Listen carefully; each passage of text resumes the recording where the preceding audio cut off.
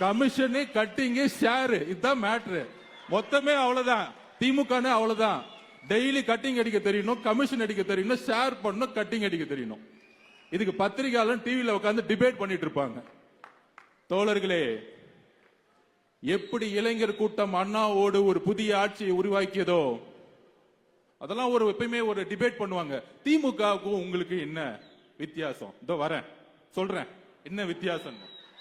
அதுக்கு தான் பதில் கொடுக்கிறோம். 67 அண்ணா ஆட்சி அமைக்கும் பொழுது ஒரு கொள்கை ஆட்சியை உருவாக்கினார், ஒரு கொள்கை திமுகவை உருவாக்கினார்.